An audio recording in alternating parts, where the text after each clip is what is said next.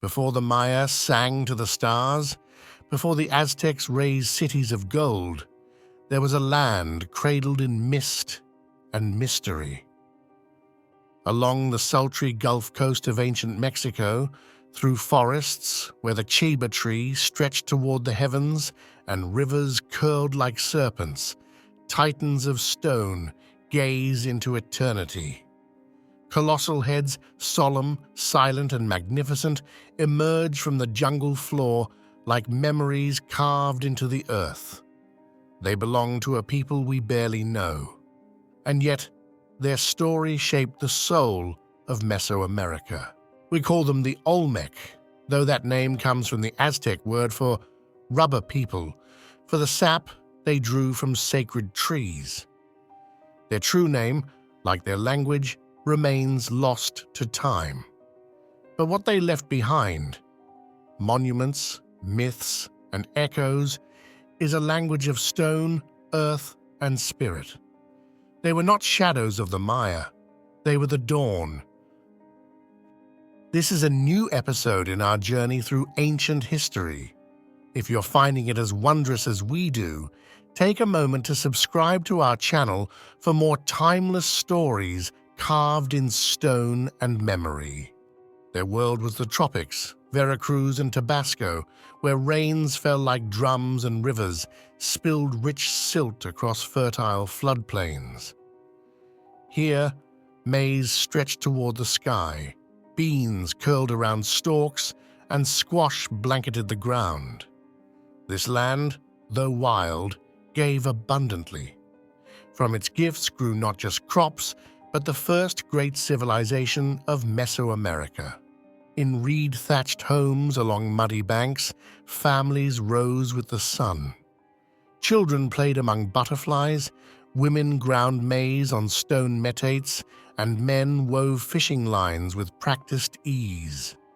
Music drifted from flutes carved of bone. Drums beat gently in the distance. Markets hummed with the murmur of barter and laughter. Life was not always easy, but it was rich, rhythmic, and resilient. Power did not roar here, it whispered. Leaders were more than rulers.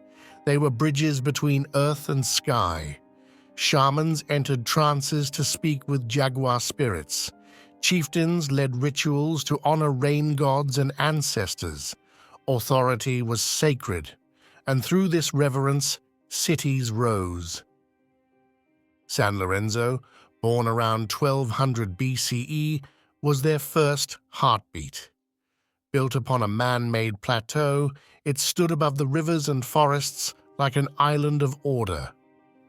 Stone drains channeled water beneath its surface, and towering above all, the colossal heads, each face distinct, lifelike, dignified, watched over the city with eternal calm.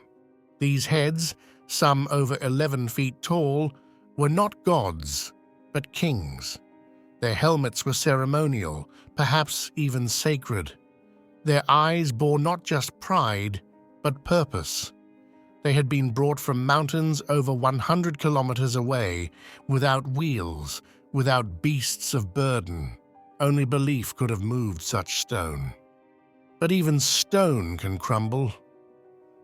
Around 900 BCE, San Lorenzo fell silent, its sculptures buried, its altars defaced. Whether by rebellion or ritual, we do not know. But the Olmec did not end. They simply turned their gaze eastward. Venta rose from the swamps like a vision. Built with geometric grace, its great pyramid reached skyward, not of stone, but of sacred earth. Serpentine mosaics, hidden beneath the soil, offered prayers the world would never see. Every corner aligned with the heavens. It was not just a city, it was a living map of the cosmos. In Olmec art, a half-human, half-jaguar figure crouches and snarls, a being of transformation. It wasn't just a symbol, it was a belief. Shamans could shift between worlds. The jaguar, prowler of the night, became a sacred guide. Their art was not decoration, it was invocation. Venta drew people from far lands.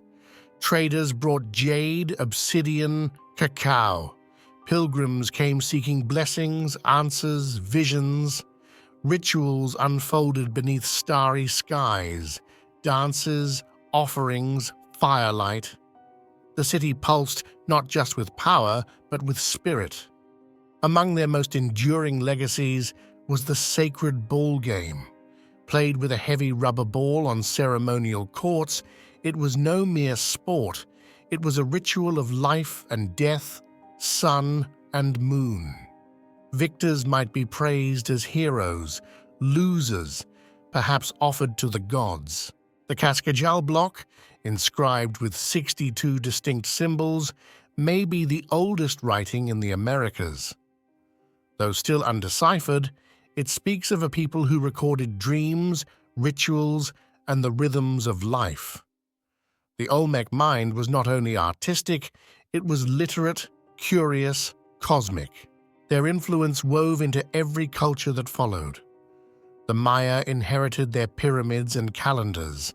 The Zapotec echoed their gods. Even the Aztecs, 1,000 years later, still whispered stories of Olmec origins. They were the seedbed of Mesoamerican thought. Around 400 BCE, Venta too was abandoned. The jungle reclaimed its plazas. The colossal heads stood alone. But there was no conquest, no cataclysm, just silence. Perhaps their time had simply passed, but their spirit endured, flowing into every culture born after. We still uncover their jade masks, their altars, their tools. Each discovery is a heartbeat, a whisper from the past. They are not forgotten. They are waiting, beneath the soil, within the stone, for us to listen. The Olmec did not build empires of conquest. They built cultures of wonder. Their strength was in symbolism, their resilience in reverence. They moved mountains not with armies, but with vision. To dive deeper, explore The Olmecs, America's First Civilization by Richard Deal, or watch the documentary Secrets of the Lost Empires, The Olmec Heads, for a look at how these stone giants were moved. Every piece brings us closer to a people whose spirit still stirs in the shadows. If the echoes of the Olmec have stirred something in you, subscribe to Weaver's Nest and join us for more journeys into humanity's forgotten heartbeats. Share your thoughts. What ancient story should we unearth next? Until then, remember, every stone has a memory, and some never stop speaking.